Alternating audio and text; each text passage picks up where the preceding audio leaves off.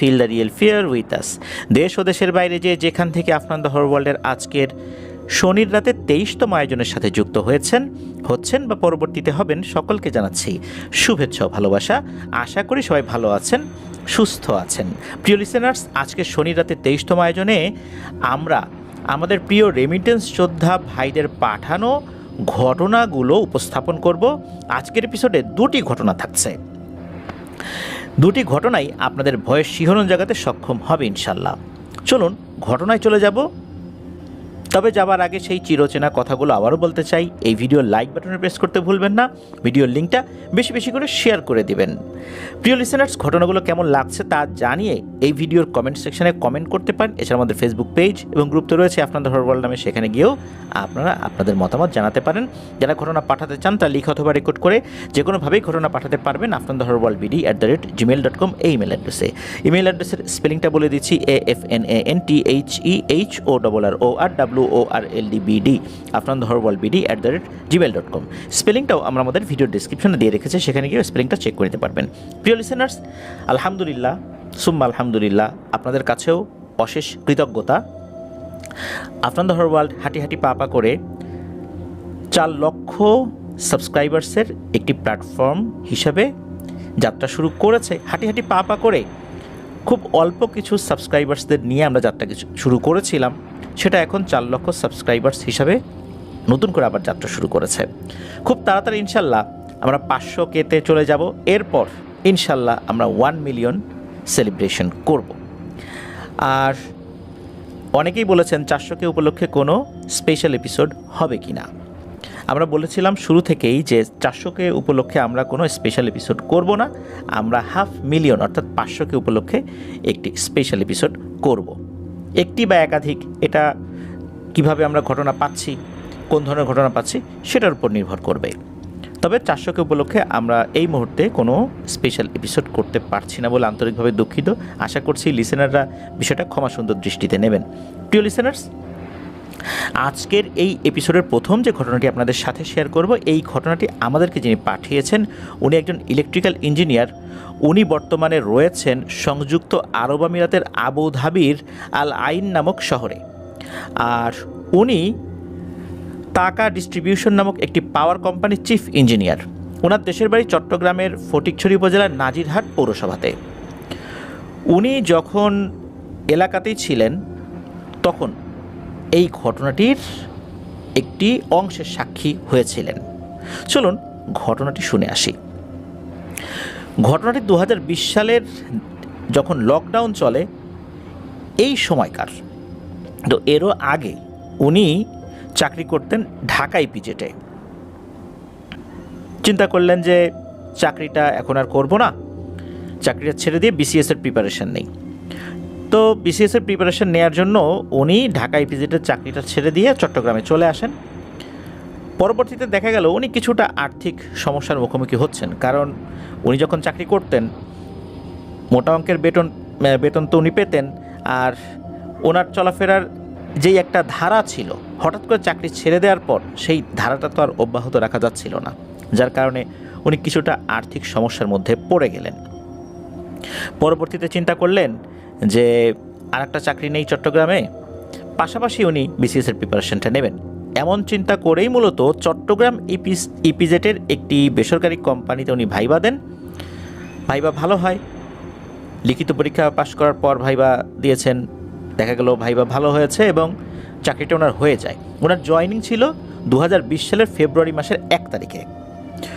তো ওই সময়ে এই জাহিদ হোসেন ভাই, অর্থাৎ যার ঘটনা আমরা বলছি তার নাম মোহাম্মদ জাহিদ হোসেন, তো উনি পরিবার সহ থাকতেন হচ্ছে চট্টগ্রামের অক্সিজেন যে এরিয়াটা রয়েছে ওইখানে। যারা চট্টগ্রামে আছেন তারা কিন্তু ওই অক্সিজেন এরিয়াটাকে অবশ্যই চিনে থাকবেন। এখন সমস্যা হলো কি, যে ওইখান থেকে ইপিজেডের ওইখানে গিয়ে চাকরি করে আবার বাসায় আসবেন, এটা ওনার জন্য বেশ কষ্টসাধ্যই ছিল। তো ওনার পরিবারের লোকজন চিন্তা করলো ওনারা বাসা ছেড়ে দিয়ে চলে যাবেন ওই ফটিকছড়িতে। আর এই জাহিদ হোসেন ভাই চিন্তা করলেন যে উনি ওই ইপিজেডের কাছাকাছি বাসা নেবেন। তো ইপিজেডের কাছাকাছি যে বাসাগুলো ছিল ওটা বেশ ঘন বসতিপূর্ণ এলাকা ছিল, যার কারণে ওই জায়গাটা ওনার খুব একটা বেশি পছন্দ হলো না। উনি চিন্তা করলেন উনি আগ্রাবাদে বাসা নেবেন। ওনার পরিবার নিজ এলাকায় চলে গেলেও ওনারা যেই বাসাটাতে থাকতেন এটা কিন্তু একদম ছেড়ে দেন নাই। এই জাহিদ হোসেন ভাই উনি ওই অক্সিজেনের ওই বাসায় থেকেই বাসা খুঁজছিলেন আগ্রাবাদ এলাকায়। তো আগ্রাবাদ এলাকায় উনি বাসা খুঁজছেন, একটা ছোট বাসা, কারণ উনি একা থাকবেন, উনি তো ব্যাচেলর মানুষ, সাবলেট হলে ভালো হয়। তো উনি খুঁজছিলেন, মন মতো পাচ্ছিলেন না। এরপর উনি অনলাইনেও খোঁজাখুঁজি করেন, অনলাইনে বাসা খুঁজে দেওয়ার বিভিন্ন পেজ রয়েছে। তো এটাতে উনি খুঁজতে খুঁজতে একটা পর্যায়ে একটা বাসা পেয়ে যান। তো উনি ওখানে থাকা নাম্বারে ফোন করেন, এক ভদ্রলোক ধরেন। তো ওনার সাথে কথাবার্তা যখন হয় তখন ওই বাসাটা দেখতে আসতে বলেন। তো উনি সন্ধ্যার দিকে ওখানে এসেছেন। দেখা গেল যে ওই বাসাটা বেশ বড়, ওখানে হাজব্যান্ড ওয়াইফ থাকেন। ওনাদের বিয়ে হয়েছে 3-4 বছর এরকম, তবে কোনো সন্তানাদি তখনও এই জাহিদ হোসেন ভাই দেখেন নাই ওইখানে, অর্থাৎ ওনাদের সন্তানাদি নাই। দেখা গেল যে প্রথম দর্শনেই এই যে দম্পতি, এই দম্পতিকে এই জাহিদ হোসেন ভাইয়ের ভালো লেগে যায়। আবার এই যে দুইজন হাজব্যান্ড ওয়াইফ, এই দুইজনও জাহিদ হোসেন ভাইকে পছন্দ করেন। হয় না যে প্রথম দর্শনেই একটা মানুষের প্রতি একটা ভালো ইমপ্রেশন তৈরি হয়, একটা ভালো লাগা তৈরি হয়, ভালো মানুষ বলে মনে হয়, অমনটাই হয়েছিল। এই কারণে দেখা গেল ওই দম্পতিও জাহিদ হোসেন ভাইকে ওই রুমটা নেওয়ার জন্য অনুরোধ করেন। জাহিদ হোসেন ভাইও রাজি হয়ে যায়, তাদেরকে দেখেও তার ভালো লেগেছে। তো ওই যে রুমটা, ওই রুমটার সাথে বেলকনি ছিল, ওয়াশরুম ছিল, মানে একদম সেপারেট। আর ওনাকে কোনো ধরনের কোনো ফার্নিচার কিনতে হয়নি, ওয়ার্ড্রোব, খাট, একটা রুমের মধ্যে একজন থাকার জন্য যা যা লাগে সব কিছুই ছিল। এটা ওনার জন্য একটা প্লাস পয়েন্ট ছিল, কিছুই আনতে হবে না, শুধু জামা কাপড়গুলো নিয়ে আসতে হবে। আর খাওয়া দাওয়া এটা উনি বাইরেই করবেন বলে জানিয়ে দেন। আর বৃহস্পতিবার অফিস করে উনি চলে যাবেন ফটিকছড়ির নাজিরহাটে ওনার বাসায়। রবিবারে এসে সরাসরি উনি অফিসে যাবেন। এই যে রবিবার থেকে বুধবার পর্যন্ত এই সময়টাই মূলত সন্ধ্যার পরে উনি বাসায় অবস্থান করবেন। এতে করে ওনাদের জন্য ভালো হলো। আর ওনারা মূলত দুজন থাকতেন, তো বাসাটা ফাঁকা ফাঁকাই, কি কোনো একটা কারণে ওনারা আসলে একটা সাবলেট চাচ্ছিলেন। যাই হোক, দ্রুত উনিও উঠে পড়েন নতুন বাসায়। তো প্রথম দিন যখন উঠেছেন, তো মালপত্র রেখেই, মালপত্র বলতে ওনার যেই জামা কাপড় এগুলো, আর ওনার বিসিএস প্রিপারেশনের যে বইগুলো ছিল তখন আগের বাসায় ছিল, সেগুলো তখনও শিফট উনি করেন নাই। তো জামা কাপড় রেখে উনি অফিসে চলে গিয়েছেন। পরে অফিসের ওয়ার্কিং আওয়ার শেষ করে সন্ধ্যার পর উনি বাসায় আসেন। তো বাসায় আসার পর উনি যখনই বিশ্রাম নেওয়ার জন্য বিছানায় বসেছেন, হঠাৎ করে ওনার শরীরটা কেন যেন ভারী হয়ে যায়, তেমন একটা অস্বস্তি বোধ ওনার মধ্যে হচ্ছিল।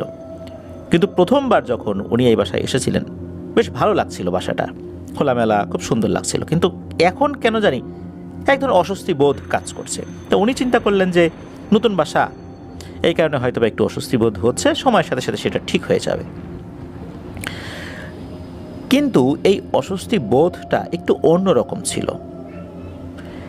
শরীরটা ভারী ভারী হয়ে যাওয়া, কেমন একটা অনুভূতি হওয়া, আর বারবার ওনার নজরটা যাচ্ছিল বেলকনির দিকে, বারান্দার দিকে। কেন জানি ওনার নজরটা ওই দিকেই যাচ্ছে, শুধু উনি নজরটা ফিরিয়ে রাখতে পারছেন। নজর তো উনি ফিরিয়ে রাখতে পারছেন না, বারবার তাকাচ্ছেন, তাকিয়েও যে ভয়ঙ্কর কিছু দেখছেন বিষয়টা এরকম না। একটা পর্যায়ে উনি কী করেন, ওই বেলকনির যে স্লাইডিং ডোর, থাই গ্লাসের যে ডোরটা, এটা উনি টেনে দেন। এরপর পর্দাটাও উনি টেনে দেন। তারপরও কেন জানি মনে হচ্ছে বারবার নজর ওনার ওই দিকেই যাচ্ছে। তো উনি তো শুয়ে পড়েছেন, রাত তখন বেশ অনেকই হয়ে গেছে। উনি তখন ঘুমের মধ্যে, তবে খুব যে গভীর ঘুম এটাও বলা যাবে না। উনি খাটের উপর তো শুয়ে আছেন, ঘুমের মধ্যেই হঠাৎ করে মনে হলো ওনার খাটের এক পাশে এসে অনেক ভারী কিছু বসেছে। আমরা যদি খাটের উপর শুয়ে থাকি তখন বেশ মোটাসোটা পরিপূর্ণ উচ্চতার একজন মানুষ যদি খাটের এক পাশে এসে বসে, তখন খাটটা কিন্তু এক পাশে চেপে যায়। চেপে যায় বলতে ওখানে একটা মানুষের যখন চাপ পড়ে তখন এক ধরনের একটা শব্দ হয়, এক ধরনের একটা অনুভূতি তারাই ফিল করেন যারা ওই সময় খাটে শুয়ে থাকেন। তো ওনার কাছে ওরকমভাবে মনে হয় যে কেউ একজন খাটের উপর এসে বসলো, এক পাশে বসলো, ওনার পায়ের দিকটাতে বসছে আর কি। আবার মনে হলো যে না, পায়ের দিকটাতে না, ওনার মাথার কাছে এসে বসেছে আবার। তখনও উনি ফিল করলেন সেটা। এটা ফিল করার পর ওনার ঘুমটা খুব হালকা হয়ে যায়। তখন কিন্তু ওনার ঘরে যে ফ্যান চলছে, এই ফ্যানের আওয়াজটা উনি কানে শুনতে পাচ্ছেন। মানে উনি চোখ খোলেন নাই, বাট ওনার ঘুমটা ভেঙে গেছে। হঠাৎ করে ওনার কানের কাছে বেশ মোটা ভারী কণ্ঠে কেউ একজন কথা বলে ওঠে। তো জাহিদ হোসেন ভাই জানিয়েছেন কণ্ঠটা এমন ছিল যে এই ধরনের কণ্ঠ আমরা অনেক সময় শুনতে পাই, বিশেষ করে আমরা সিনেমার অ্যানাউন্সমেন্টগুলো যখন রেডিওতে বা অন্য কোনো জায়গায় শুনতাম, যা আসিতেছে এরকম মোটা ভয়েসে যে কণ্ঠগুলো আমরা শুনতাম না, ওই রকম কণ্ঠ সরাসরি তাকে বলছে, এই তুই এই বাড়িতে কি করিস, এখানে কেন এসেছিস, তুই কেন এখানে, মনে রাখিস এই বাসায় কোনো সন্তানাদি হবে না। জাস্ট এতটুকুই বলেছে। উনি তো প্রচণ্ড ভয় পেয়েছেন। উনি চোখ খুলে দেখেন না, আর কিছু নাই। তখন ফজরের আজান দিতেও বেশ দেরি। উনি তো প্রচণ্ড ভয় পেয়েছেন, লাফ দিয়ে উঠে লাইট জ্বালিয়েছেন। লাইট জ্বালিয়ে দেখেন কিছুই নাই। তবে ওই বিছানায় ওই পাশে কিছু একটা বসেছিল, ওই জায়গাটা দেবে গেছে এমন আলামত ওনার কাছে কিছুটা হলেও মনে হচ্ছিল।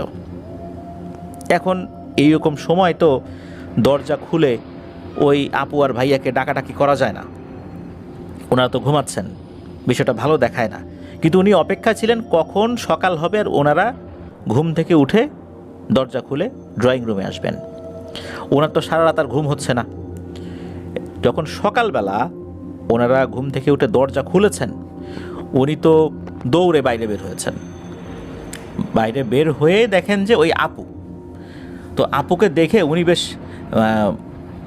চিৎকার করে বলে উঠেছেন, আপু তাড়াতাড়ি দিকে আসেন, তাড়াতাড়ি দিকে আসেন, আপনার সাথে আমার কথা আছে। বিশেষ করে মানুষ যখন খুব ভয় পায় বা মানুষের যখন খুব জরুরি কোনো কিছু থাকে, এক্ষুনি বলতে হবে, তখন কিন্তু মানুষের গলার ভয়েস যেরকম পরিবর্তন হয়েছে ওই রকমভাবে বলছে। তো ওনার এরকম চমকে ওটা দেখে ওই আপু ভয় পেয়েছেন যে কী হলো আবার।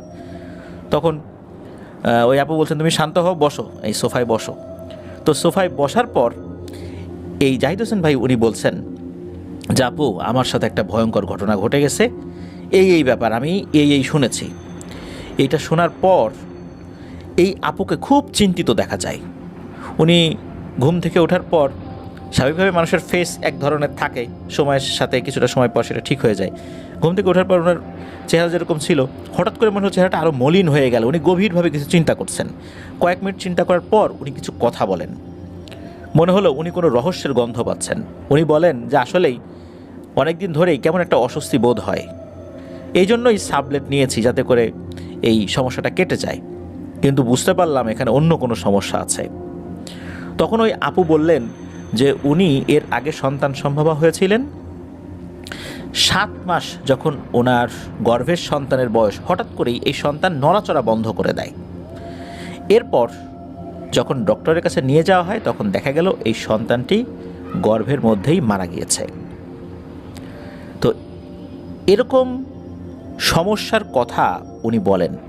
এরপর ওই আপু বলেন যে ভাই তুমি অফিসে যাও, তোমার ভাইও অফিসে যাক, সন্ধ্যার পর তোমার ভাই এই বিষয়ে বিস্তারিত তোমাকে বলবে। তো উনি তখন মোটামুটি তাড়াতাড়ি ফ্রেশ হয়ে চলে যান, কারণ হচ্ছে 7টার সময় ওনার অফিসের একটা স্টাফ বাস একটা নির্দিষ্ট জায়গায় আসে। এই জন্য তাড়াতাড়ি ওনাকেও বের হয়ে যেতে হবে, ওই সময় তো আর কথা বলার সুযোগও ছিল না, এই জন্য উনি দ্রুত চলে যান। তো ওনার স্বামী যখন আসার পর সন্ধ্যার দিকে আসে, উনিও চলে আসছেন। তো ওই ভাইয়াই এই জাহিদ হোসেন ভাইকে ডাক দেয়। তখন ওই আপুও ছিল পাশে।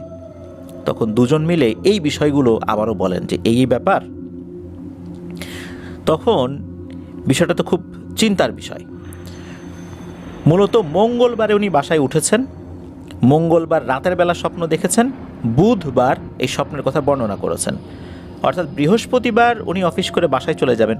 তো উনি বাসায় যখন গিয়েছেন, ওনার মা বাবার সাথে বিষয়টা শেয়ার করেন। এই জাহিদ হোসেন ভাই ওনার মা বাবার সাথে যখন বিষয়টা শেয়ার করেছেন, ওনার মা বাবা বলে যে বাবারে তুই আর ওই বাসায় যাস না, তোর একটা সমস্যা হয়ে যাবে, নিশ্চয়ই এখানে অনেক ভয়ঙ্কর কিছু আছে, তোর একটা বিপদ হবে, তুই যেহেতু এরকমটা দেখছিস সুতরাং তুই ওই বাসায় যাবি না।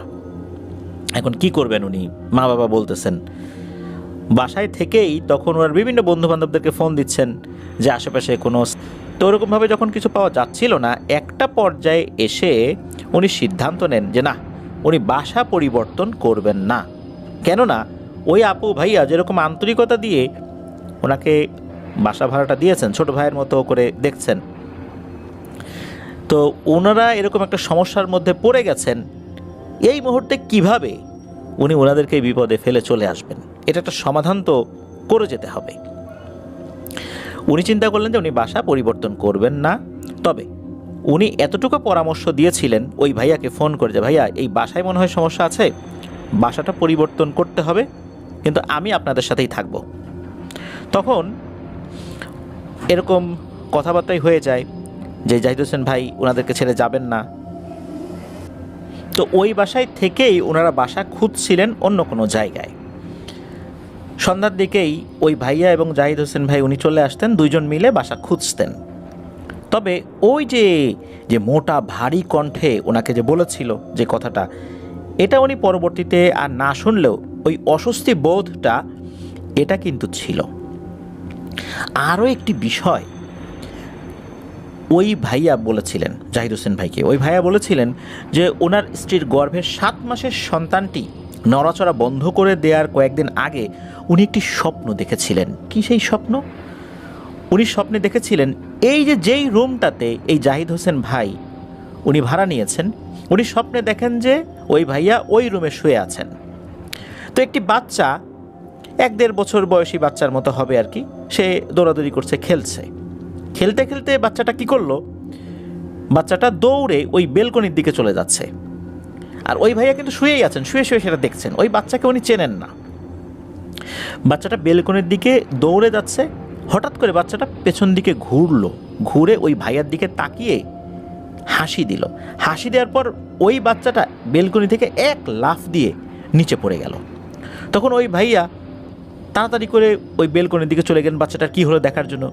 উনি নিচ দিকে তাকিয়ে দেখেন ওই বাচ্চাটা নিচে পড়ে এমনভাবে চ্যাপ্টা হয়ে গেছে, মারা গেছে, একদম রাস্তার সাথে মিশে গিয়েছে। অনেক সময় অনেক পাকা নরম ফল যদি আমরা উপর থেকে ফেলে দিই, তখন ফ্লোরের উপর পড়লে যেরকম চ্যাপ্টা হয়ে যায় না, ওরকম হয়ে গেছে। এই স্বপ্নটা দেখার পর উনি ধর্মর করে উঠে বসেন, যারে এটা কি দেখলাম।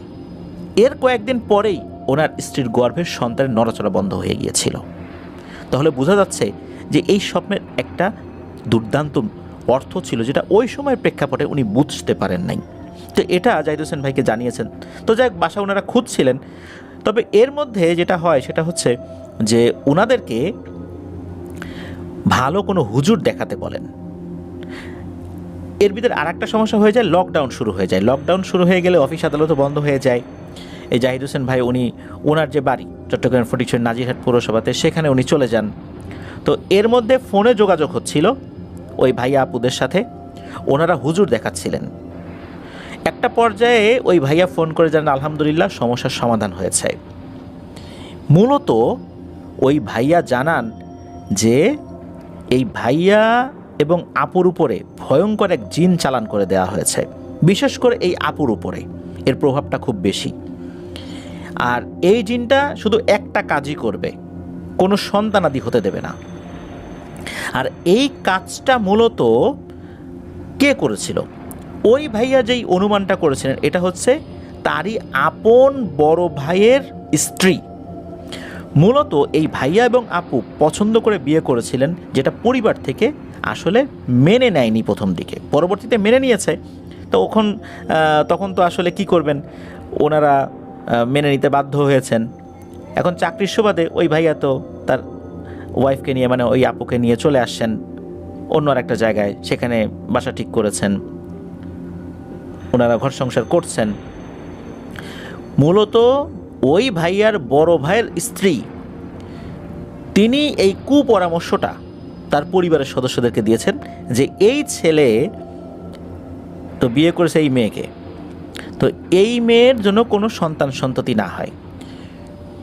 এখানে দুটো উদ্দেশ্য, এক, এই ছেলের কোনো ওয়ারিশ যদি জন্মগ্রহণ করে তাহলে সম্পত্তি ভাগাভাগি হয়ে যাবে।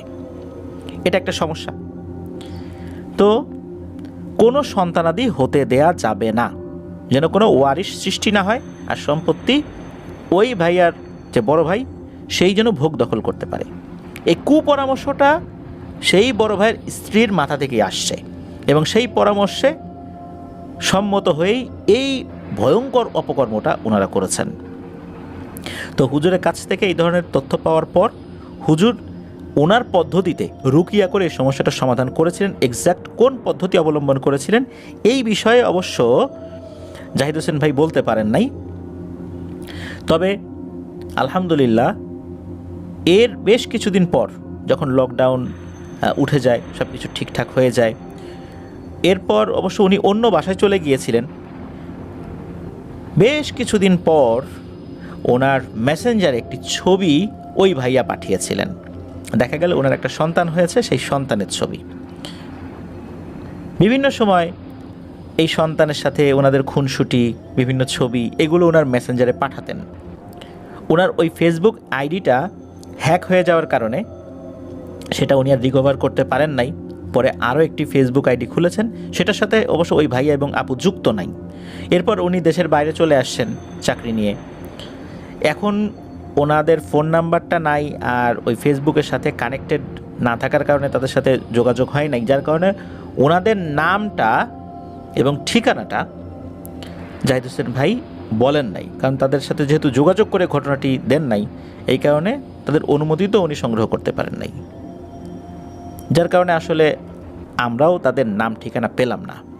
তো এটাই ছিল ঘটনা। প্রিয় লিসেনার্স, আপনারা একবার ভাবতে পারেন যে বড় ভাই তার ছোট ভাইয়ের স্ত্রীর উপর ব্ল্যাক ম্যাজিক করতে সম্মতি দিয়েছেন, বড় ভাইয়ের বউ সেটা করিয়েছেন, যাতে করে ছোট ভাইয়ের কোনো ওয়ারিশ জন্মগ্রহণ না করে। করলেই তো ওই সন্তান সম্পদের ভাগিদার হবে। তাই গর্ভের মধ্যেই জিন চালান করে, ভয়ঙ্কর পিশাচ জিন চালান করে ওই সন্তানকে হত্যা করেছে। ওই শয়তানটা, যে শয়তানকে চালান করে দেওয়া হয়েছে গর্ভের ওই নিষ্পাপ মাসুম শিশুর উপরে। আর এই শয়তানটা এসেই এই শিশুদেরকে হত্যা করছে। প্রিয় লিসেনার্স, এই বাস্তবতা কি শুধু এই জাহিদ হোসেন ভাই দেখেছেন? উনি তো একটা দেখেছেন। এরকম ভয়ঙ্কর বাস্তবতা আমাদের আশেপাশে ছড়িয়ে ছিটিয়ে রয়েছে। যারা এই কাজ করছেন তাদেরকে শয়তান এমনভাবে গ্রাস করে ফেলেছে, তাদের মাথায় এই চিন্তাটা কখনোই আসছে না যে আমি যে এই কাজটা করছি এটাতে দুটো অপরাধ হচ্ছে। এক, আমি সুস্পষ্ট কুফুরির মধ্যে লিপ্ত রয়েছি। দুই, আমি মানুষ হত্যা করাইলাম। এখানে সুস্পষ্ট দুটো ভয়ঙ্কর অপরাধ, কুফুরির অপরাধ, হত্যার অপরাধ। তো এইরকম অপরাধের সাথে কিন্তু আমাদের আশেপাশে অনেকেই যুক্ত রয়েছেন। তো এই ঘটনার সাথে আপনারা অনেকেই নিজেদের অনেক বিষয়কে কানেক্ট করতে পারবেন। প্রিয় লিসেনার্স, যদি এই ধরনের কোনো সমস্যা আপনারা বুঝতে পারেন, অনুগ্রহ করে দ্রুত ভালো কোনো হুজুরের কাছ থেকে রুকিয়া করে এই সমস্যার সমাধান করে নেবেন। কারণ একটা মানুষের সবচাইতে বড় ক্ষতি করে জাদুটোনার মাধ্যমে কিন্তু তার নিকট আত্মীয় স্বজনরাই। দূরের লোকজন কিন্তু কম করে না তা না, করে কম করে। নিকট আত্মীয় স্বজনরাই সবচেয়ে বেশি ক্ষতি করে। দেখবেন যে কোনো একটা ছেলে ভালো একটা চাকরি পেয়েছে, এরপরেই তার বিভিন্ন ধরনের সমস্যা শুরু হয়ে গেছে, এমনকি সে মারাও গিয়েছে হঠাৎ করে। কারণ সে চাকরি পেয়েছে, তার নিকট আত্মীয় স্বজনরা সেটা সহ্য করতে পারছে না। ওই এত ভালো চাকরি পাবে, ওকে মানুষ সম্মান করবে, সমাজে ওর গ্রহণযোগ্যতা বেড়ে গেল, যাক এটা তো আমরা মেনে নিতে পারবো না, কিছু একটা করতেই হবে। কি করবে? চলে গেল তান্ত্রিকের কাছে, করে দিল কালো জাদু। কারো ব্যবসায় উন্নতি হচ্ছে, সহ্য হচ্ছে না, করে দিল কালো জাদু। এই রকম অসংখ্য ব্যাপারগুলো চতুর্দিকে ঘটছে। আল্লাহ আমাদেরকে হেফাজত করুন। প্রিয় লিসেনার্স, ধন্যবাদ জানাচ্ছি জাহিদ হোসেন ভাইকে। জাহিদ হোসেন ভাই আরও একটি বিষয় জানিয়েছেন যে উনি যেখানে চাকরি করেন, চিফ ইঞ্জিনিয়ার হিসাবে যেহেতু আছেন, খুব ভালো একটা পোস্টে রয়েছেন, ওনার সাথে অনেকেরই কথা হয়, ইন্ডিয়ান, পাকিস্তানি, বাংলাদেশি অনেকেরই কথা হয়। তো উনি যখন কাজ করেন আফটার দ্য ওয়ার্ল্ড ছেড়ে রেখে উনি কাজ করেন, যেহেতু একটা ভয়েস চলছে, অনেকেই চিন্তা করেন যে দেশে কারোর সাথে উনি কথা বলছেন কি না। তখন উনি বলেন যে না, আমি কথা বলছি না, আমি এরকম একটা হরর চ্যানেলের ঘটনা শুনছি যারা সত্য ভয়ের ঘটনা শেয়ার করে। তখন তারাও অনেকেই কৌতূহলী হয়ে জিজ্ঞেস করে এই বিষয়ে। তখন জাহিদ হোসেন ভাই জিজ্ঞেস করেন যে আপনাদের কাছে জানা কোনো ঘটনা আছে কি না। তাদের কাছ থেকে ছোট ছোট ঘটনা উনি শুনেছেন, আমাদেরকে জানিয়েছেন, সময় করে সেগুলোও পাঠাবেন এটা জানিয়েছেন। আর ওনার যে কাজ, এই কাজে দায়িত্বটা অনেক বেশি, প্রচণ্ড মানসিক শারীরিক চাপও থাকে। যতটুকু সময় পান পরিবারের সাথে একটু কথা বলতে হয়। এখন তো উনি বিয়ে করেছেন, 2023 সালে বিয়ে করেছেন বলে জানিয়েছেন আমাদেরকে। তো মা বাবা, ভাই বোন, স্ত্রী, তো ওনাদের সাথে তো কথা বলতে হয়। এর মধ্যে আবার রেকর্ড করে ঘটনা পাঠানটা এটা বেশ কষ্টসাধ্যই বলতে হবে। তো আলহামদুলিল্লাহ আপনাদের ভালোবাসায় আমরা শিখতো, আপনারা আপনাদের এতটা ব্যস্ততার মধ্য দিয়েও যে ঘটনা রেকর্ড করে আমাদেরকে পাঠাচ্ছেন বা লিখে পাঠাচ্ছেন, এটাই প্রমাণ করে যে আমরা যে সত্য ভয়ের ঘটনা প্রচারের ব্রত নিয়ে এগিয়েছিলাম, আমরা হয়তো বা আস্তে আস্তে আগাচ্ছি, আমাদের সাবস্ক্রাইবার্স আস্তে আস্তে বাড়ছে, কিন্তু তবু আমি বিশ্বাস করি যে আস্তে আস্তেই আমরা অনেকটা পথ ইনশাল্লাহ আপনাদেরকে সাথে নিয়ে পাড়ি দিতে পারব। আর এই যাত্রায় আরও অসংখ্য মানুষ আমাদের সাথে যুক্ত হবেন, যারা আফনান দ্য হরর ওয়ার্ল্ড সম্পর্কে নতুন করে জানবেন। আর এই জানানোর কাজটা যেন আমরা সবাই মিলে করতে পারি। আপনারা আপনাদের আশেপাশে যারা রয়েছে তাদের কাছে আফনান দ্য হরর ওয়ার্ল্ড সম্পর্কে জানাতে পারেন, তাদেরকেও আমাদের চ্যানেলে সাবস্ক্রাইব করার জন্য উৎসাহিত করতে পারেন। তাদের কাছে কোনো ঘটনা থাকলে আমাদেরকে পাঠানোর জন্য অনুপ্রাণিত করতে পারেন।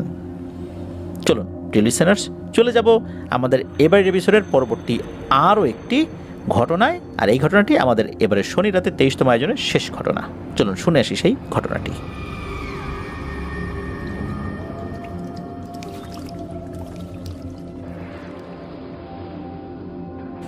চলে এলাম প্রিয় লিসেনার্স আমাদের এবারের শনি রাতে 23তম আয়োজনের শেষ ঘটনায়। এখন যে ঘটনাটি আপনাদের সাথে শেয়ার করবে, এই ঘটনাটি বেশ মর্মান্তিক। আর সত্যিকার অর্থে আমাদের যে সকল প্রবাসী ভাইয়েরা জীবনের ঝুঁকি নিয়ে মাথার ঘাম পায়ে ফেলে কাজ করছেন দেশের জন্য, নিজের পরিবারের জন্য, এমন ভাইদের মধ্যে অনেকেই নীরবে নিভৃতে পৃথিবীর মায়া ত্যাগ করে চলে যাচ্ছেন। কারো মৃত্যু স্বাভাবিক, কারো মৃত্যু অস্বাভাবিক থেকেও অস্বাভাবিক। সেগুলোর ব্যাখ্যা অনেক ক্ষেত্রে কোনোভাবেই জানা যায় না। ব্যাখ্যা থাকলেও সেগুলো হয়তোবা প্রকাশ করা হয় না। অনেক ঘটনার পেছনের ঘটনা অপ্রকাশিতই থেকে যায়। এমনই এক অপ্রকাশিত সত্য আপনাদের সামনে উপস্থাপন করতে চাই। এই ঘটনাটি আমাদেরকে যিনি দিয়েছেন তার নাম হোসাইন রনি। ওনার বাড়ি যশোর জেলার শার্শা উপজেলার নিজামপুর ইউনিয়নের শ্রীকোনা গ্রামে। উনি বর্তমানে মালয়েশিয়াতে রয়েছেন। উনি বর্তমানে মালয়েশিয়াতে পেইন্টিংয়ের কাজ করছেন।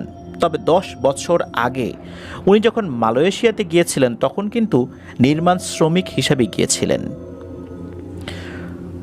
ঘটনাটি যেখানে ঘটে ওই জায়গাটার নাম হচ্ছে ফরেস্ট সিটি, অর্থাৎ জঙ্গল শহর বা জঙ্গলের শহর। ওইটা যে এলাকাতে অবস্থিত জহুর বারু বা এই টাইপের একটা নাম বলেছেন হোসাইন রনি ভাই। এইটা 2016 সালের আগে একটা জঙ্গলের মতো ছিল জায়গাটা, একটা দ্বীপ মূলত ওই এরিয়াটা। অনেক জায়গাতেই ভয়ঙ্কর ভয়ঙ্কর জঙ্গল ছিল। তো ওখানে 100-র উপরে প্রজেক্ট হবে এরকম একটা পরিকল্পনা সরকার নেয়, আর বিভিন্ন কোম্পানিকে এই দায়িত্ব দেওয়া হয়। সেখানে যে কোনো লোক থাকতো না বিষয়টা এরকম না, অল্প লোকজন বসবাস করতো। তো ওই জায়গাটাতে আবার নতুন করে একটা পরিকল্পনা নেয় সরকার, সুন্দর করে ওইটাকে গড়ে তুলবে। ফরেস্ট রেখেই বিভিন্ন জায়গায় একটা সিটি গড়ে তোলা হবে। তো এই জন্যই ওই এলাকাটার নাম হয়েছে ফরেস্ট সিটি। সমুদ্রের পার্শ্ববর্তী একটি জায়গা, এটা জঙ্গল, পাশে সমুদ্র, যেমন ভয়ঙ্কর তেমন সুন্দর। ওখানে অনেক বাংলাদেশি ভাইয়েরাই অবৈধভাবে বসবাস করছেন, অর্থাৎ মালয়েশিয়াতে। 2016 সালের কথা বলছি। অনেকের হয়তোবা ওয়ার্ক পারমিটের যে মেয়াদটা সেটা শেষ হয়ে গেছে, তারপরে মালয়েশিয়াতে রয়েছেন। অনেকে আবার অবৈধভাবে দালাল ধরে গিয়েছেন। তো অনেক ক্ষেত্রে দেখা যায় যে ওনারা অনেক মানবেতর জীবনযাপন করলেও একদম প্রকাশ্যে আসতে পারেন না বিভিন্ন কাজগুলোর ক্ষেত্রে, বিভিন্ন অকেশনে প্রকাশ্যে আসতে পারেন না যদি পুলিশ ধরে, কারণ তখন তো তাদের বৈধ কাগজপত্র নেই। এরকম সমস্যায় কিন্তু অনেক মালয়েশিয়া প্রবাসী ভাইরাও রয়েছেন। শুধু মালয়েশিয়া না, বাংলাদেশের অনেক ভাইরাই যারা গিয়েছেন বিশ্বের বিভিন্ন জায়গাতে, এরকম সমস্যা অনেকেরই রয়েছে। ওইখানে একটি কোম্পানির প্রজেক্ট শুরু হয়। বিভিন্ন কোম্পানি তো দায়িত্ব পেয়েছিল। তো ওই কোম্পানির যিনি প্রজেক্ট ম্যানেজার, উনি ছিলেন একজন চাইনিজ। তো উনি যখন ওখানে কাজ শুরু করেছেন, কাজ শুরু করার পরে উনি নাকি একটা স্বপ্ন দেখেন। উনি স্বপ্নে দেখেন কোনো অবয়ব এসে তাকে বলছে যে এখানে কাজ শুরু করবি না, যদি করিস তাহলে সমস্যা হবে। আর কি যে সমস্যা হবে তা তুই কল্পনাও করতে পারবি না। তখন নাকি স্বপ্নের মধ্যেই ওই প্রজেক্ট ম্যানেজার উনি সেই অবয়বকে জানান যে এখানে আমার কি দোষ, আমি তো চাকরি করি, আমাকে নিয়ে আসছে এই প্রজেক্টটা ঠিক সময় শেষ করার জন্য। তো এটা তো কোম্পানির কাজ যে তারা এখানে কাজ করবে কি করবে না, এটা তাদের সিদ্ধান্ত। আমার তো এখানে কিছু করণীয় নেই, আমার দায়িত্ব দেওয়া হয়েছে, আমি সেটা করব, এটা আমি থামাতে পারবো না। তখন নাকি স্বপ্নের মধ্যে বলা হয় যে তুই কাজ করতে পারবি 3টা শর্তে। এই 3টা শর্তের যে কোনো একটা শর্ত মেনে নিলেই তোকে কাজ করতে দেয়া হবে, তা না হলে ভয়ঙ্কর পরিণতি ভোগ করতে হবে তোকে। প্রথম শর্ত, তোর ছেলেকে নিয়ে যাবো আমরা। এটা তো ম্যানেজার রাজি হয় না, কেউ তো তার সন্তানকে দিতে চাইবে না, এটাই স্বাভাবিক। যদি এটা না মেনে নেওয়া হয় তাহলে অন্য একটা শর্ত, 3 জন শ্রমিককে বলি দিতে হবে। এটা ম্যানেজার মেনে নেয় না। এরপর নাকি বলা হয় 4 থেকে 5 হাজার শ্রমিককে খাওয়াতে হবে, একসাথে এক বসায় খাওয়াতে হবে। তো ম্যানেজার এটাও বলে এটাও অসম্ভব। কেন অসম্ভব? কারণ ওই জায়গাতে 4-5 হাজার শ্রমিক একসাথে পাওয়া সম্ভব নয়। এটা ওই জায়গার প্রেক্ষাপটে সেটা অসম্ভব ছিল। এখন ম্যানেজার কি আসলেই 3টা শর্ত রিজেক্ট করেছিল নাকি কোনো একটা মেনে নিয়েছিল?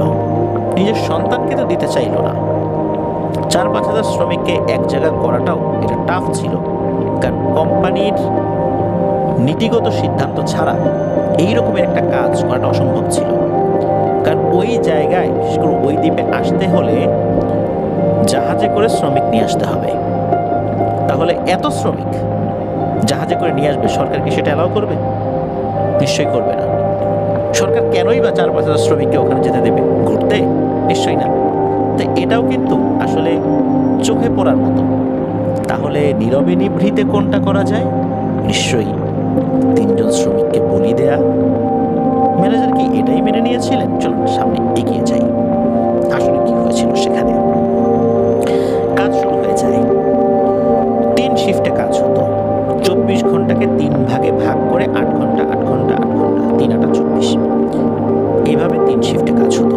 24 ঘন্টা কাজ চলতো। কি রাত, কি দিন, কি দুপুর, কি সকাল, কি ভোরবেলা, কি মধ্যরাত, কন্টিনিউ কাজ চলছে।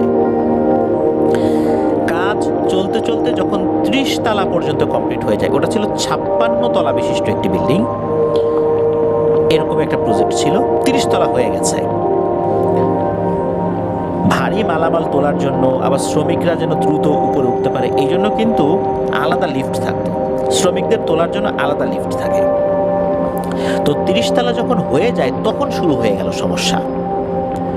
30 তলা হইতে কিন্তু খুব বেশি দিন লাগে নাই, দ্রুত কাজ করেছে সবাই। 30 তলা হয়ে যাওয়ার পর যে শ্রমিকরা বিভিন্ন ফ্লোরে থাকতো ওইখানে, তারা রাতের বেলা শুনতো তার ঠিক ইমিডিয়েট উপরের ফ্লোরে কে যেন দৌড়াদৌড়ি করছে। এত দৌড়াদৌড়ি করছে যে ঘুমাতে পারে না। এখন দেখা যাচ্ছে যে কাজ তো কন্টিনিউ হচ্ছেই, 24 ঘন্টায় কাজ হচ্ছে, হয়তোবা এই কারণেই কোনো একটা জায়গায় শব্দ হচ্ছে, কিন্তু না, তারা এমন এমন ফ্লোরে থাকতো যেই ফ্লোরে আসলে শব্দ হওয়ার কথা না। 30 তলার উপরে কাজ হবে, কিন্তু যারা একদম নিচের দিকে থাকে তাদের তো ইমিডিয়েট ছাদের উপরে কেউ ছিল না। তারা চিন্তা করলে এত রাত্রে দৌড়াদৌড়ি করে কেউ কেউ উপরে উঠে কিছুই দেখতে পেত না। এর মধ্যে ওখানে একটা আতঙ্ক ছড়িয়ে পড়ে শ্রমিকদের মধ্যে, সেটা হচ্ছে মাঝে মাঝে নাকি ওই প্রজেক্টের আশেপাশে বিল্ডিং এর কিনারে সাদা শাড়ি পরা কোনো একটা নারী অবয়বকে দৌড়াদৌড়ি করতে দেখতো, দৌড়ে ছাদ থেকে লাফ দিত, কিন্তু কোথায় যে পড়তো এটা কেউ দেখতো না। শ্রমিকদের মধ্যে একটা আতঙ্ক সৃষ্টি হয়ে যায়। এই আতঙ্কে অনেক শ্রমিক ভয়ে সেখান থেকে চলে যেতে থাকে। শ্রমিকদের সংখ্যা যখন কমে গেল, তখন এই চাইনিজ ম্যানেজার পড়ে গেলেন এক বিপদে। কারণ তাকে তো একটা নির্দিষ্ট সময়ের মধ্যে কাজ শেষ করতে হবে। প্রত্যেকটা ফ্লোর, প্রত্যেকটা কাজের ইউনিটগুলো একটা নির্দিষ্ট সময় বেঁধে দেওয়া আছে যে এই কাজগুলো এই সময়ের মধ্যে শেষ করতে হবে। শ্রমিক চলে যাচ্ছে, এখানে উনি কাজ করাবেন কাকে দিয়ে? এই জন্য যেই শ্রমিকরা ছিল তাদের কাজের সময়টা বাড়িয়ে দেওয়া হয়। বিষয়টা এরকম যে প্রত্যেকের কাজ আর একটা গ্রুপের সাথে ওভারল্যাপ হবে আর কি। যেমন কারো 8 ঘন্টা, তো তারা তাদের কাজ করতে থাকবে, অন্যরা এসেও ওই সময় তারাও তাদের কাজ করতে থাকবে। তাদের 8 ঘন্টার জায়গায় 12 ঘন্টা করে দেওয়া হবে, মানে প্রত্যেকটা গ্রুপে 12 ঘন্টা করে কাজ করবে। 8 ঘন্টা পরে আর একটা গ্রুপ আসার পরে আগের গ্রুপও 4 ঘন্টা অতিরিক্ত কাজ করবে। এইভাবে প্রত্যেকটা গ্রুপ অতিরিক্ত করে 4 ঘন্টা বা 3 ঘন্টা এরকম কাজ করবে, তা না হলে তো কাজ শেষ হবে না। তো এইভাবে কাজ শুরু করা হলো। 30 তলা যখন হয়ে 31-32 তলা এরকম হয়ে গেছে। তো এখানে একটা বিষয় রয়েছে, সেটা হচ্ছে এক একটা ফ্লোরের যখন ছাদ ঢালাই হয়, আমাদের দেশে আমরা দেখি যে কাঠ দিয়ে ফ্রেম করে উপরে ছাদ ঢালাই দেওয়া হয়। ইদানিং দেখা যাচ্ছে যে স্টিলের পাতগুলো দেয়া হয়। তো ওই রকমই ওইখানে অ্যালুমিনিয়ামের পাত দেওয়া হয়, দিয়ে ছাদ ঢালাই হওয়ার পর নির্দিষ্ট সময় পর সেগুলো আবার খুলে ফেলা হয়। এগুলো এবার পরবর্তী উপরে যে ছাদ ঢালাইটা দেওয়া হবে তখন সেগুলো সেখানে সেট করা হয়।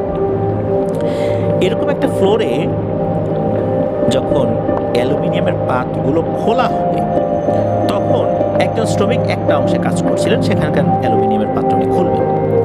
তখন কিন্তু অনেক ওই রাতের শিফটে যারা কাজ করছিলেন, ওইখানে আশেপাশে 5-6 জন লোক কাজ করছিলেন আর কি, ঠিক ওই জায়গাটাতে। বিভিন্ন সাইড আছে, তো এই সাইডে এই কজন কাজ করবে, ওই সাইডে ওই কজন কাজ করবে। তো তখন একজন নাকি কাজ করতে করতে হয় কি, একটা অ্যালুমিনিয়ামের পাত্র কিছুতেই খুলতে পারছে না। উনি তখন পাশে আরেকজনকে ডাকেন, সে আসে। সে আসার পর 2 জন মিলে খুলতে পারছে না, এভাবে আরেকজনকে ডাকা হয়। এরকম করতে করতে 3 জনকে ডাকা হয়, প্রথমে একজন পরে 3 জন, মোট 4 জন ব্যক্তি মিলেও কোনোভাবেই এই অ্যালুমিনিয়ামের পাতটাকে খুলতে পারছে না।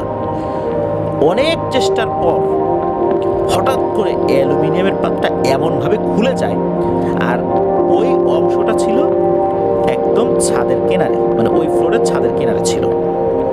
এমনভাবে হ্যাঁচকাটানে খুলে যায়, এই 3 জন তাদের বডির ব্যালেন্স রাখতে পারে না। এরা 3 জন এই বিল্ডিং থেকে নিচে পড়ে যায়। তবে ওই অংশটা এমন একটা জায়গায় ছিল যে একদম ছাদের কিনারে যেই অংশটা, এই ছাদের কয়েকটা পার্ট ছিল। বিল্ডিংয়ের মাঝামাঝি কিছু জায়গা থাকে না, যেমন লিফটের জায়গা, যে লিফটটা উঠবে এরকম কিছু জায়গা ফাঁকা থাকে। এছাড়া কিছু কিছু জায়গায় ফাঁকা রেখেছিল তারা, ওই হয়তো বা ওই বিল্ডিংয়ের ডিজাইনটা এরকম ছিল। আবার আমরা দেখি যে কয়েকটা টাওয়ার বিশিষ্ট বিল্ডিং, একটাই বিল্ডিং কিন্তু মাঝখানে ফাঁকা থাকে, এরকম কিছু জায়গায়। এবং দেখা যাচ্ছে যে এরকম কিছু বিল্ডিং থাকে যে 4টা টাওয়ার, এই প্রত্যেকটা বিল্ডিংয়ের মাঝখানে ফাঁকা থাকে। আবার দেখা যাচ্ছে যে কলাম দিয়ে এগুলো যুক্ত থাকে। আবার দেখা যাচ্ছে এই 4টা টাওয়ারের আবার মাঝখানের অংশ ফাঁকা থাকে, হয়তো বা এরকম কোনো একটা জায়গা ছিল আর কি। তো ওই রকম একটা জায়গায় এই 3 জন পড়ে গিয়েছিল। পড়তে পড়তে একজনের বডি এসে 8 তলায় পড়ে, আর একজনের বডি 2 তলায় পড়ে, আর একজনের বডি একদম নিচ তলায় পড়ে। আর আরেকজন উনি ওই ধাক্কা খেয়ে নিচে পড়েন নাই, ওনার ধাক্কাটা ছিল উল্টো দিকে, তার মানে হচ্ছে যেই পাশটা আসলে কিনারে না ওই দিকে। উনি আল্লাহর রহমতে বেঁচে যান।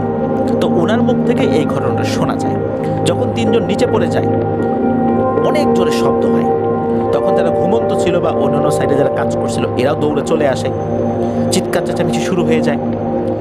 এখানে আর একটা কথা বলে রাখা ভালো, মাঝে মাঝেই নাকি ওই বিল্ডিংয়ের যেই শ্রমিক লিফটটা, যেই লিফট দিয়ে শ্রমিকরা ওঠানামা করতেন, ইঞ্জিনিয়াররা ওঠানামা করতেন, এই লিফটটা রাতের বেলা একা একাই চলাচল করত। এমনও হতো যে সেখানে পাওয়ার সাপ্লাই নাই কিন্তু লিফটটা ওঠানামা করছে। এটা একটা ভুতুড়ে লিফট হিসাবে সকলের কাছে পরিচিত ছিল। ওই সময় শ্রমিকরা যে নিচে নামবে, নিচে নামার জন্য লিফটটা তারা খুঁজছে, তারা দেখে লিফটটা নিচে। আবার নিচ দিকে যে শ্রমিকরা, তারা যে উপরে উঠে কি হয়েছে এটা দেখবে, তারা দেখে লিফটটা উপরে। এইভাবে এই একটা লিফট শ্রমিকরা দুই জায়গায় দেখছিল, উপরে শ্রমিকরা দেখছে নিচে আর নিচে শ্রমিকরা দেখছে উপরে। এখন তারা ছোটাছুটি শুরু করেছে, কি করবেন এখন? তখন এই 30 তলা থেকেই তারা নিচে নামবেন এমন সিদ্ধান্ত নেন। যে যেই ফ্লোরে ছিল লিফটে তো আর ওঠানামা করা যাচ্ছে না, সবাই নিচে নামবেন। এভাবে তারা নিচে নামেন, হই হুল্লোড় শুরু হয়ে যায়, পুলিশকে খবর দেওয়া হয়। এই যে হুসাইন রনি ভাই জানিয়েছেন, ওই সময় অনেক শ্রমিকরাই নাকি বাইরে বের হতে ভয় পেয়েছেন, কেননা তাদের ওয়ার্ক পারমিট ছিল না, অবৈধভাবে এসেছেন, কাগজপত্র তখনও বৈধ হয়নি। বাইরে বের হলে পুলিশের মুখোমুখি হলে তখন আরেকটা বিপদ হতে পারে। ইচ্ছা থাকার পরেও ওনারা বাইরে বের হতে পারেন নাই। আর দুর্ভাগ্যজনক ব্যাপার হচ্ছে এই তিনজন শ্রমিক যারা পড়ে গিয়েছেন, পড়ে নির্মমভাবে নিহত হয়েছেন, এই তিনজনই বাংলাদেশি রেমিটেন্স যোদ্ধা ভাই। তাদের বডি পুলিশ নিয়ে যায়, ফ্রিজিং করে রাখে। 15 থেকে 16 দিন পর তাদের ঠিকানা গুছিয়ে পুলিশ সরকারের পক্ষ থেকে লাশ বাংলাদেশে পাঠিয়ে দেয়। এরপর কি হলো? এরপরে ঘটল আরো ভয়ঙ্কর কিছু ঘটনা। ঘটনা কিন্তু এখানেই শেষ নয়। এরপর রাতের বেলা অনেকেই নাকি এই তিনজন শ্রমিককে দেখত, তারা বসে গল্প করছে, কান্নাকাটি করছে, হাঁটাহাঁটি করছে, কেউ কেউ নাকি তাদেরকে কাজও করতে দেখত। এই সমস্যা যখন শুরু হয়ে গেল, ভয়ে লোকজন আরো এই প্রজেক্টের কাছ থেকে সরে অন্য প্রজেক্টে গিয়ে যোগ দিল। এরকম চলতে থাকলে তো আসলে একটা প্রজেক্ট চলতে পারে না, প্রজেক্টের কাজ বন্ধ হওয়ার উপক্রম। এমনই এক রাতের বেলা সবাই এক বিভৎস দৃশ্য দেখে আতঙ্কিত হয়ে পড়ে। কাজ করছে একটা ফ্লোরে লোকজন, হঠাৎ করে দেখে লিফটটা একা একাই উপরে উঠছে। নিশ্চয়ই কেউ লিফটে উঠবে, হ্যাঁ উঠছে। কে উঠছে? সেই চাইনিজ ম্যানেজার। কিন্তু চাইনিজ ম্যানেজার, এ কি অবস্থা? সবাই দেখলো ওই লিফটে মূলত চাইনিজ ম্যানেজার ঝুলে রয়েছে, বিভৎসভাবে তাকে হত্যা করা হয়েছে। তার লাশটা ওই লিফটে ঝুলিয়ে রাখা হয়েছে। এটা দেখার সাথে সাথে সবাই তো চিৎকার চেঁচামেচি শুরু করে, পুলিশকে খবর দেয়। পুলিশ আসে, চাইনিজ ম্যানেজারের লাশ উদ্ধার করা হয়, তার পরিবারের সাথে যোগাযোগ করা হয়। তার স্ত্রীর সাথে যখন যোগাযোগ করা হয়, তার স্ত্রী জানায় যে ওই রাতে অন্য আরেকজন ইঞ্জিনিয়ারের ডিউটি ছিল, হঠাৎ করেই নাকি কে যেন এসে তাকে ডাক দেয়। ওই সময় নাকি উনি ওনার স্ত্রীর সাথে ফোনে কথা বলছিলেন। ওনার স্ত্রী জানায় যে হঠাৎ করেই কেউ বলেছে যে প্রজেক্টে আগুন লেগেছে। যেহেতু উনি মেইন ম্যানেজার, পুরো প্রজেক্টের ম্যানেজার, উনি, ওনার আন্ডারে আরও ম্যানেজার রয়েছে, এখন আগুন লেগেছে, ওনাকে তো সেখানে যেতে হবে। উনি তখন ওনার স্ত্রীকে বলেছিলাম যে একজন লোক আসছে, বলতেছে যে প্রজেক্টে আগুন লেগেছে, তুমি ফোনটা রাখো, আমি একটু দেখে আসি, এটা নাকি বলেছে। এবং ওই লোক যে ডাকাডাকি করেছে, ফোনের অপর প্রান্তে চায়না থেকে তার ওয়াইফ কিন্তু সেটা শুনতেও পেয়েছে। এই জন্য উনি চিন্তা করছেন যে আগুন লাগছে, যাক তার স্বামী যাবেই তো, এটা তো তার দায়িত্বের মধ্যেই পড়ে। কিন্তু উনি কিভাবে মারা গেলেন, ওনাকে কে হত্যা করলো, ওনাকে হত্যা করে এই লিফটে কে ঝুলিয়ে দিল, এই বিষয়টা তখন এক রহস্য হিসেবে রয়ে যায়। যখন এই ঘটনাটা ঘটে তখন এই প্রজেক্টের কাজ বন্ধ হয়ে যায়, সব শ্রমিকরা এখান থেকে চলে যায়। এমনকি যে হোসাইন রনি ভাই, উনিও চলে গিয়েছিলেন। স্থানীয় এক হুজুরের মাধ্যমে এই তথ্যটা জানতে পারেন সকলে। এরপর আস্তে আস্তে এক মুখ দুই মুখ হতে হতে অনেকেই এই মূল বিষয়টা জানতে পারেন। হুজুর জানিয়েছিলেন কিভাবে ওনাকে স্বপ্ন দেখানো হয়েছিল, কি বলেছিল। মূলত এই চাইনিজ ম্যানেজার 3 জন শ্রমিককে বলি হিসেবে দিতে রাজি হয়েছিলেন।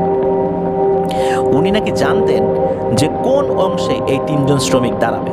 মূলত ওই ইউনিটেই এই 3 জনকে কাজ দেয়া হয়। 3 জন ছাড়াও আরো কয়েকজনকে কাজ দেয়া হয়। কিভাবে ওরা মারা যাবে, কিভাবে ওদেরকে দুর্ঘটনায় ফেলে হত্যা করা হবে, এই দায়িত্বটা নাকি ওই জিনদের ছিল। ওরা এভাবেই ওই অ্যালুমিনিয়ামের পাতটাকে এমনভাবে আটকে রেখেছিল এবং যখনই খুলে যায় তখনই যে হ্যাঁচকা টানটা অনুভূত হয়, তখন এই 3 জনকে এক সাইড থেকে ধাক্কা দিয়ে ফেলে দেয়। এভাবেই এই 3 জন নিহত হয়। নিহত বলাটা ভুল হবে, হত্যাকাণ্ডের শিকার হয়। এরা মারা যাওয়ার পর কিছু ভালো জিন তারা ক্ষুব্ধ হয়ে মূলত এই চাইনিজ ম্যানেজারকে হত্যা করেছিল। এটাই সেই হুজুর বলেছিলেন। প্রায় 3 মাস এই প্রজেক্টের কাজ বন্ধ ছিল। এরপর পুনরায় ওই প্রজেক্টের কাজ শুরু হয় এবং কাজ শেষও হয়। এই ঘটনার পর এই হোসাইন রনি ভাই উনি চিন্তা করেন যে উনি আর কনস্ট্রাকশন রিলেটেড কাজ করবেন না। এরপর থেকে উনি পেইন্টিংয়ের কাজে নিজেকে মনোনিবেশ করানোর চেষ্টা করেন। এখন পর্যন্ত উনি পেইন্টিংয়ের কাজই করছেন মালয়েশিয়াতে। প্রিয় লিসেনার্স, একবার ভাবুন 30 তলা থেকে কিভাবে তারা নিচে পড়ে গেলেন। পরিবারের মুখে হাসি ফোটানোর জন্যই তো কঠিন এই কাজটি ওনারা করছিলেন। ওনারা কি জানতেন মৃত্যুর আগে যে ওনারা কি ভয়ঙ্কর এক চক্রান্তের শিকার হচ্ছেন? আমার ধারণা যে ওনাদের পরিবারও এই বিষয়টা ওইভাবে জানতেন না। ওনাদের নাম কি, ওনাদের বাড়িটা এক্স্যাক্ট কোথায়, এটা হোসাইন রনি ভাই আমাদেরকে জানাতে পারেননি। তবে আপনাদের হর ওয়ার্ল্ডের পক্ষ থেকে আমি জানাচ্ছি যে আপনাদের যদি ওই সময় 2016 সালে আপনাদের আশেপাশে মালয়েশিয়ার এরকম ফরেস্ট সিটিতে এই দুর্ঘটনায় নিহত হওয়া কোনো শ্রমিকের বাড়ির ঠিকানা জানা থাকে, তাদেরকে অন্তত এই মেসেজটা পৌঁছে দেবেন যে কিভাবে ওনারা এই ভয়ঙ্কর হত্যাকাণ্ডের শিকার হয়েছিলেন। এখানে কোনো মানুষের হাত ছিল না। আর এই কাজে যেহেতু বাধ্য হয়ে রাজি হয়েছিলেন ওই চাইনিজ ম্যানেজার, এই চাইনিজ ম্যানেজারকেও এর খেসারত দিতে হয়েছে। এটা কি ভালো জিনেরাই করেছে নাকি অন্য জিনেরা, বিশেষ করে ওই জায়গাতে যারা থাকতো তারা করেছে, এটা নির্দিষ্টভাবে বলা খুব কঠিন। তবে এতটুকু বলা যায় যে যতটুকু তথ্য পাওয়া গিয়েছিল আমরা আপনাদের সাথে শেয়ার করার চেষ্টা করেছি। প্রিয় লিসেনার্স, এটি ছিল ঘটনা। এভাবে যারা দেশের বাইরে গিয়ে নির্মমভাবে নিহত হচ্ছেন বা স্বাভাবিকভাবে মারা যাচ্ছেন, কিন্তু সব মৃত্যুই তো অত্যন্ত দুঃখজনক। এই তো কয়েকদিন আগে একজন ভাই প্রবাস থেকে ফিরছিলেন। তাকে রিসিভ করার জন্য তার পরিবারের সদস্যরা গিয়েছিলেন, শিশু সন্তান সহ পরিবারের সবাই গিয়েছিলেন। গাড়ির ড্রাইভার ঘুমিয়ে পড়েছিলেন গাড়ি চালাতে চালাতে। গাড়িটা নিয়ে রাস্তার পাশে থেকে একটি খাদে নামিয়ে দেন।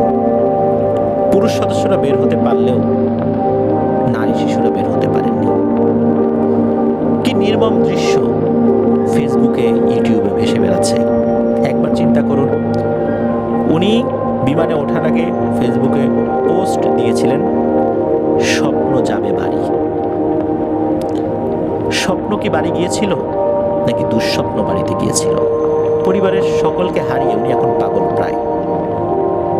প্রিয় লিসেনার্স, এই ধরনের ঘটনাগুলো আসলে বর্ণনা করার মতো মানসিক অবস্থাও আমার থাকে না। আমি এই ধরনের দৃশ্যগুলো এখন আসলে এভাবে দেখতেও পারি না। আস্তে আস্তে এই দৃশ্যগুলো আমি দেখা অনেকটা বন্ধই করে দিয়েছি। কেন যেন আমি আর সইতে পারি না। হতে পারে মানসিকভাবে অনেক দুর্বল হয়ে পড়ছি, এই জন্য আমি এগুলো সইতে পারছি না। আসলে কে সইতে পারে বলুন? একটা মানুষ সারাটা জীবন প্রবাসে থেকে কার জন্য কষ্ট করে? পরিবারের জন্যই তো। সেই পরিবারের সদস্যদের হাসি মুখ এয়ারপোর্টে দেখলেন, হাসি মুখে এয়ারপোর্ট থেকে মাইক্রোবাস নিয়ে বাইরে বের হলেন, পথিমধ্যে সবার হাসি থেমে গেল। এই শোক কোনো মানুষ কি সইতে পারে? আল্লাহ তাআলা তার ধৈর্য শক্তিকে বৃদ্ধি করে দিন, আর এই ধরনের ঘটনা আর কারোর সাথে যেন না ঘটে। প্রিয় লিসেনার্স, আজকের এপিসোড এ পর্যন্তই। ভালো থাকবেন, সুস্থ থাকবেন, আমার জন্য দোয়া করবেন, আমার পরিবারের জন্য দোয়া করবেন, আপনাদের জন্য দোয়া রইল, আপনাদের পরিবারের প্রত্যেকের জন্য দোয়া রইল। মহান আল্লাহ সুবহানাহু ওয়া তাআলা আমাদেরকে ভালো রাখুন, সুস্থ রাখুন, নিরাপদে রাখুন, আপনার নহর বলের সাথে রাখুন। আসসালামু